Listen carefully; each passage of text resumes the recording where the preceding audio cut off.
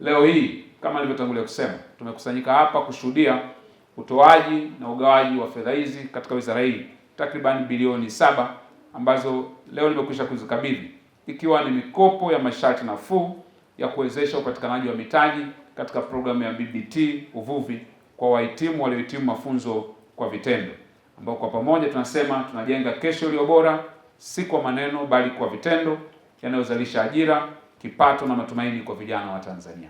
Mikopo haina dhamana yoyote ambayo kijana anahitaji kuitoa anapohitaji kupata mkopo huu.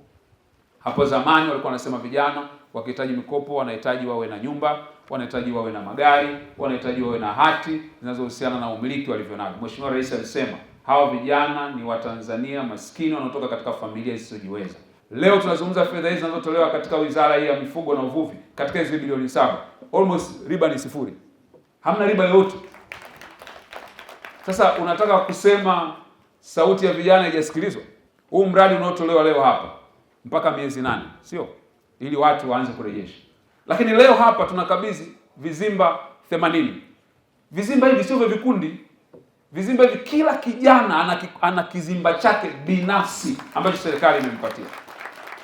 Tunafanya hivyo kwenye viwanda, tunafanya hivyo kwenye tehama, tunafanya hivyo kwenye kilimo, tunafanya hivyo kwenye biashara mbalimbali ambazo vijana wanazifanya. Nia ni nini? Wanaotaka kufanya biashara kwa vikundi waende kwa vikundi, wanaotaka kufanya biashara binafsi wafanye binafsi. Masharti haya yote tumeyarekebisha ili kuhakikisha kijana hana kisingizio cha kusema mimi nimebaguliwa au mimi sijapewa nafasi. Ninaamini kwa masharti haya kijana ambaye hataki kufanya kitu sio kwa sababu amekosa fursa iliyotengenezwa na serikali, itakuwa ni yeye tu ameamua kutofanya hivyo. Tumejitahidi kadri tunavyoweza na tutaendelea kuboresha mazingira. Vijana hao watatekeleza miradi ya ufugaji wa samaki kwa njia ya vizimba pamoja na ufugaji wa jongo bahari, kilimo cha mwani na unenepeshaji wa kaa. Mheshimiwa Waziri, hii ni awamu ya kwanza ya utoaji wa fedha hizi.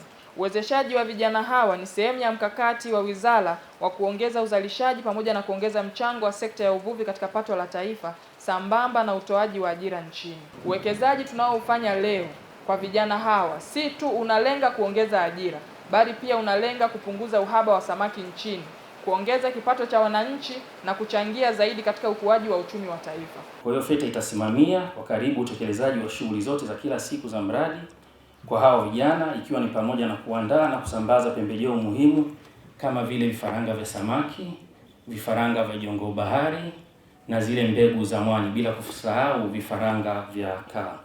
Aidha, FETA itasimamia uwekaji wa miundombinu wezeshi kama vile vizimba. Kwa hiyo FETA itaendelea vile vile kufanya ufuatiliaji na tathmini ya miradi yote pamoja na kusimamia nidhamu, uwajibikaji na usimamizi mzuri wa vikundi vya vijana ili waweze kufanikiwa.